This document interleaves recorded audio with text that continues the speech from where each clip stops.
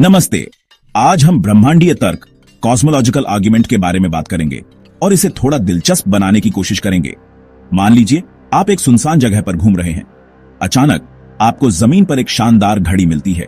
वह टिक टिक कर रही है, उसके कांटे घूम रहे हैं और वह एकदम नई लग रही है। क्या आप यह सोचेंगे कि यह घड़ी अपने आप बिना किसी कारण के बन गई? शायद नहीं।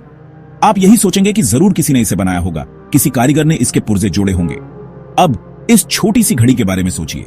यह इतनी जटिल है, इसके बनने के पीछे एक कारण है।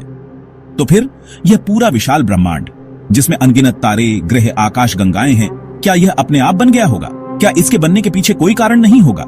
यहीं से शुरू होता है ब्रह्मांडीय तर्क। यह तर्क कहता है कि हर चीज जो अस्तित्व में आती है उसका कोई ना कोई कारण जरूर होता है। यह एक साधारण सा नियम है जो हम अपनी रोजमर्रा की जिंदगी में देखते हैं। एक कुर्सी अपने आप नहीं बन जाती, उसे बनाने वाला कोई होता है। एक पेंटिंग अपने आप नहीं बन जाती, उसे बनाने वाला कोई कलाकार होता है। तो अगर हर चीज का कारण होता है तो इस पूरे ब्रह्मांड का भी तो कोई कारण होना चाहिए। अब सोचिए, कारणों की यह श्रृंखला कहां तक जाएगी? क्या यह अनंत तक चलती रहेगी? मान लीजिए क का कारण खक है, ख का कारण ग है और यह सिलसिला चलता ही जाता है। लेकिन क्या यह कभी रुकेगा? कल्पना कीजिए, आप एक के पीछे एक खड़ी हुई डोमिनो की पंक्तियों को देख रहे हैं। पहली डोमिनो को धक्का दिया जाता है और वह दूसरी को गिराती है, दूसरी तीसरी को, और इसी तरह यह सिलसिला चलता रहता है। लेकिन अगर पहली डोमिनो को ही किसी ने धक्का नहीं दिया तो क्या बाकी की डोमिनो गिरेंगी? नहीं। ठीक इसी तरह ब्रह्मांडीय तर्क कहता है कि कारणों की यह श्रृंखला अनंत तक नहीं जा सकती। कहीं ना कहीं तो एक ऐसा पहला कारण होना चाहिए जिसे किसी और कारण की जरूरत ना हो। वह पहला कारण ही इस पूरी श्रृंखला को शुरू करने वाला होना चाहिए। और वह पहला कारण क्या हो सकता है? ब्रह्मांडीय तर्क के समर्थक कहते हैं कि वह पहला कारण ही ईश्वर है। ईश्वर वह सत्ता है जो स्वयं किसी पर निर्भर नहीं है, बल्कि सब कुछ उसी पर निर्भर करता है। वह अनादि और अनंत है, उसका कोई आरंभ नहीं है।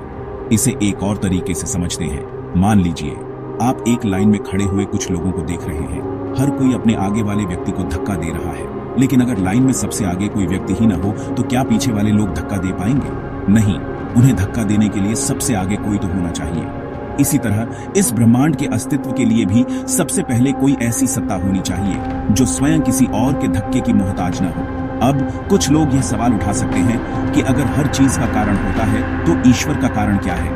ब्रह्मांडीय तर्क का जवाब यह है कि ईश्वर की परिभाषा ही यह है कि वह पहला कारण है। वह अनमूव्ड मूवर है। वह स्वयं किसी कारण पर निर्भर नहीं करता, बल्कि वही सभी कारणों का कारण है।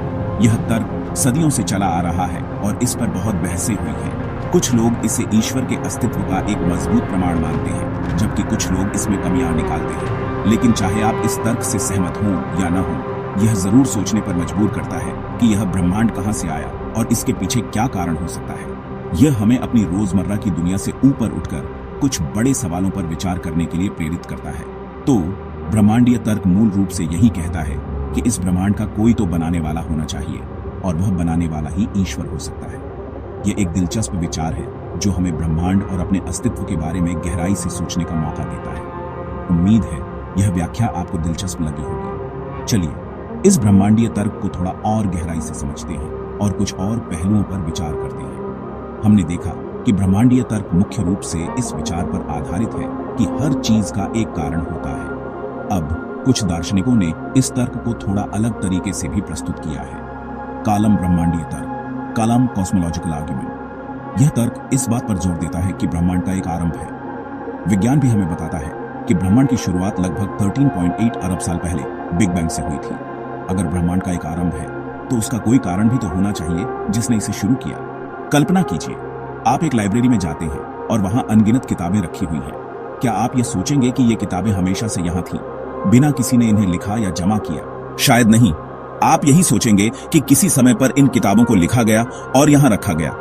ठीक उसी तरह अगर ब्रह्मांड का एक आरंभ है तो किसी समय पर इसे अस्तित्व में लाया गया होगा और वह कोई ही इस तर्क के अनुसार ईश्वर हो सकता है। कालम तर्क में यह भी कहा जाता है कि अनंत अतीत संभव नहीं है। अगर अतीत अनंत होता तो हम कभी आज तक नहीं पहुंच पाते। इसे ऐसे समझें, अगर किसी काम को पूरा करने के लिए अनंत कदम उठाने हों तो वह काम कभी पूरा नहीं हो पाएगा। चूंकि हम आज मौजूद हैं, इसका मतलब है कि अतीत अनंत नहीं हो सकता और इसलिए ब्रह्मांड का एक आरंभ होना चाहिए। संभाव्यता का तर्क, आर्ग्यूमेंट फ्रॉम कंटिजेंसी। एक और रूप ब्रह्मांडीय तर्क का यह कहता है कि ब्रह्मांड में मौजूद हर चीज संभावित है। इसका मतलब है कि वह चीज अस्तित्व में हो भी सकती थी और नहीं भी हो सकती थी। उदाहरण के लिए, आप अभी यहां बैठे हैं, लेकिन आप कहीं और भी हो सकते थे, या आप अस्तित्व में ही नहीं हो सकते थे। अगर ब्रह्मांड में हर चीज संभावित है, तो एक समय ऐसा भी रहा होगा जब इनमें से कुछ भी अस्तित्व में नहीं था।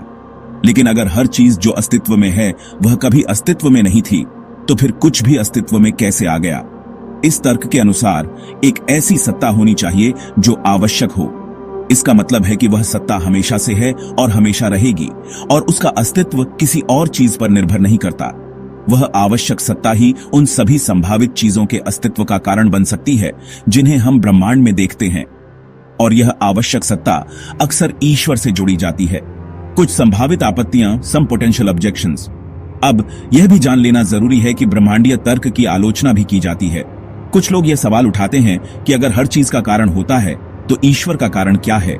ब्रह्मांडीय तर्क के समर्थक इसका जवाब इस तरह देते हैं कि ईश्वर की परिभाषा ही यह है कि वह पहला कारण है। वह स्वयं किसी कारण पर निर्भर नहीं करता, वह अनंत और अनादि है। एक और आपत्ति यह हो सकती है कि हम यह कैसे मान लें कि पहला कारण ईश्वर ही है? क्या कोई और संभावना नहीं हो सकती? इस पर ब्रह्मांडीय तर्क के समर्थक कहते हैं कि पहले कारण में कुछ विशेष गुण होने चाहिए। वह अपरिवर्तनीय होना चाहिए, क्योंकि अगर वह बदलता तो उसे बदलने का भी कोई कारण होता। वह शक्तिशाली होना चाहिए ताकि वह पूरे ब्रह्मांड को बना सके, और वह बुद्धिमान होना चाहिए ब्रह्मांड की जटिलता को देखते हुए। ये गुण अक्सर ईश्वर से जुड़े हुए माने जाते हैं।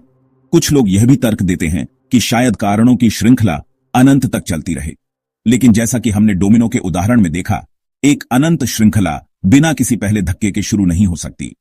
निष्कर्ष की ओर, ब्रह्मांडीय तर्क एक शक्तिशाली दार्शनिक उपकरण है जो हमें ब्रह्मांड के मूल और उसके अस्तित्व के कारण पर विचार करने के लिए मजबूर करता है। यह हमें बड़े सवालों के बारे में सोचने के लिए प्रेरित करता है, भले ही हम इसके अंतिम निष्कर्ष से सहमत हों या न हों। यह तर्क हमें यह सोचने पर मजबूर करता है कि क्या यह संभव है कि यह पूरा ब्रह्मांड अपनी सारी जटिलता और व्यवस्था के साथ बस अपने आप ही अस्तित्व में आ गया, या क्या इसके पीछे कोई ऐसी शक्ति है जो इसे बनाने और बनाए रखने वाली है? ब्रह्मांडीय तर्क का उद्देश्य ईश्वर के अस्तित्व को तार्किक रूप से सिद्ध करना है। यह एक ऐसा विषय है जिस पर सदियों से बहस होती रही है और आज भी जारी है। यह हमें दर्शनशास्त्र, धर्मशास्त्र और विज्ञान के बीच के जटिल संबंधों को समझने में मदद करता है। तो अगली बार जब आप रात के आकाश में तारों को देखें, तो ब्रह्मांडीय तर्क के बारे में सोचें। यह एक ऐसा विचार है जो आपको ब्रह्मांड की विशालता और उसके संभावित निर्माता के बारे में एक नया दृष्टिकोण दे सकता है। तो चलिए शुरू करते हैं। होमो इरेक्टस यानी खड़ा आदमी 2 मिलियन साल पहले धरती पर चलता था। ये पहले इंसान थे जो आग का इस्तेमाल करते थे। हाँ, उन्होंने हमें बीबीक्यू का आइडिया दिया। और हाँ, ये लोग पहले इंसान थे जो अफ्रीका से बाहर निकले और एशिया और यूरोप तक पहुंचे। होमो इरेक्टस का दिमाग हमारे दिमाग से आधा था, लेकिन वो बड़े बुद्धिमान थे। ये पत्थरों से औजार बनाते थे और शिकार करते थे। वैसे ये हमारे सीधे पूर्वज नहीं थे, लेकिन हमारे विकास में इनका बड़ा योगदान था। तो अगली बार जब आप आग जलाएं या नक्शा देखें, तो याद रखें, होमो इरेक्टस ने यह सब शुरू किया। क्या आप होमो इरेक्टस के बारे में और जानना चाहते हैं? कमेंट्स में बताएं।